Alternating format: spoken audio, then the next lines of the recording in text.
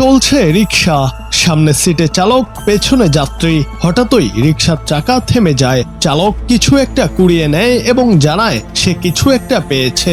রাস্তায় পাওয়া প্যাকেট কিংবা কাগজ খুলেই চোখ ছানা বড়া। ভেতরে রয়েছে চকচকে সোনার বার বা অন্য স্বর্ণালংকার। সঙ্গে থাকে একটি চিরকুট।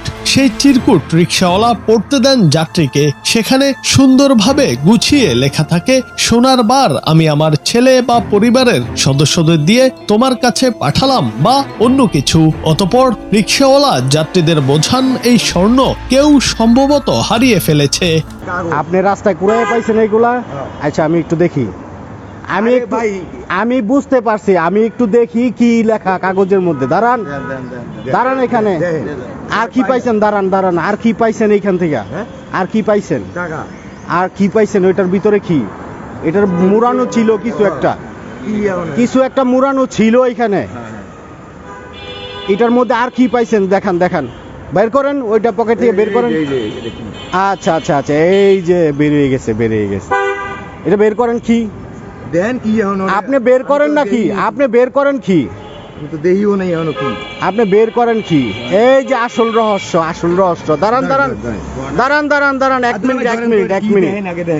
এই যে আমরা এই ধরনের ভিডিও অনেক দেখছি। রিক্সাওয়ালা ভাইয়েরা রাস্তা থেকে কুড়াইয়া যাত্রী সহ পরে এই সোনার একটা বার নিয়া, হ্যাঁ, তার মধ্যে আবার সুন্দর করে লিখিত আছে।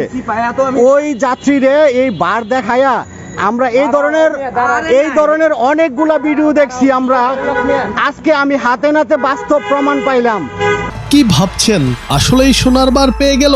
না, এটি একটি অভিনব প্রতারণা। রিক্সাওয়ালাদের ছদ্মবেশে একটি চক্র থাকে যারা আগে থেকেই সোনার সদৃশ্য বস্তুর সঙ্গে চিরকুট ফেলে রাখে, আর অন্য একজন কুড়িয়ে পেয়ে যাত্রীদের বোকা বানিয়ে লোভ দেখিয়ে হাতিয়ে নেয় টাকা পয়সা বা মূল্যবান সামগ্রী। তখন রিক্সা চালকদের ভাষ্য থাকে, আমি এটি নিয়ে কি করব, আপনি নিয়ে যান। তখন অনেক যাত্রী লোভে পড়ে অর্থ, মোবাইল ফোন বা অন্য মূল্যবান সামগ্রী দিয়ে ওই সোনার বার নিয়ে নেয়।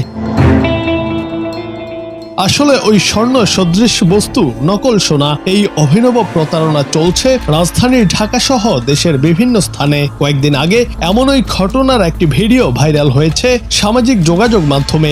সেখানে দেখা যায় রিক্সাওয়ালা রাস্তায় কিছু একটা কুড়িয়ে পেয়ে যাত্রীদের পড়তে দিয়েছেন। এমন সময় ঘটনাটি লক্ষ্য করেন কেউ একজন। তিনি ছুটে আসেন এবং আটকান ওই রিক্সা চালককে। সুন্দর করে লিখিত আছে, স্বর্ণকার বাবু আমি নিজে না আসতে পেরে আমার ছোট ছেলের মার যাতে 3 ভরি স্বর্ণের ওজনের একটি বার পাঠিয়েছিলাম। এই ধরনের ভিডিও আমরা দেখছি না অনেক? আমরা ইউটিউবে দেখছি। হ্যাঁ, আপনি দেখছেন? পরে তিনি ওই রিক্সা চালককে জেরা করা শুরু করলে আশপাশ থেকে আরো লোক জড়ো হন এবং অনেকে জানান এভাবে প্রতারণার ঘটনা আগেও তারা দেখেছেন। এ সময় রিক্সাওয়ালা নিজেকে নির্দোষ দাবি করে, কিন্তু পরে রিক্সার সিটের নিচে আরো নকল স্বর্ণালংকার পাওয়া যায় এবং উপস্থিত সবাই নিশ্চিত হন এই রিক্সা চালক একজন প্রতারক। এই ধরনের প্রতারণা কইরা মানুষের ইনকাম কইরা বউ বাচ্চারে খাওয়াইবেন, আল্লাহ কোনোদিন মাফ করতো না। আমি যদি এইটা করি থাকি, এই ধরনের না খায় মরে, আমি আমার বাল বাচ্চা আছে, এই যে তার গাড়ির ভিতরে আরো জিনিস পাওয়া গেছে, দেখছেন? এই যে তার গাড়ির ভিতরে আরো জিনিস পাওয়া গেছে, দেখছেন? তার দেখেন তো গাড়ির মধ্যে আরো কিছু আছে কিনা।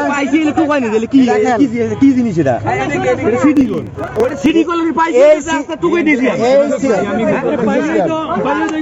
এই ধরনের জিনিসগুলা এ সময় উপস্থিত জনতা ওই রিক্সা চালককে মারতে চাইলে প্রথমে ওই রিক্সা চালককে ধরা যুবক জানান তাকে না মেরে পুলিশে দিয়ে দেওয়া হবে এবং তিনি আশপাশের লোকজনকে পুলিশ ডাকতে বলেন। পুলিশ আছে আশেপাশে ভাই, এদিকে পুলিশ আছে।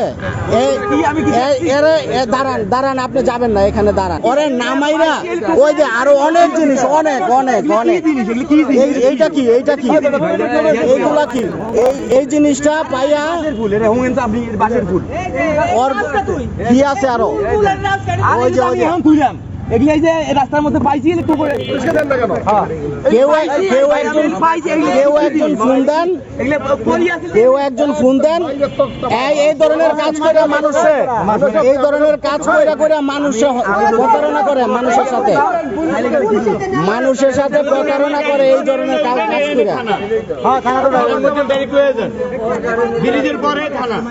বিভিন্ন স্থানে চলছে এমন অভিনব প্রতারণা। আপনি যদি এমন হঠাৎ পাওয়া সোনার মুখোমুখি হন, বুঝে নিন এটা আপনার ভাগ্য নয়, কারো ফাঁদ।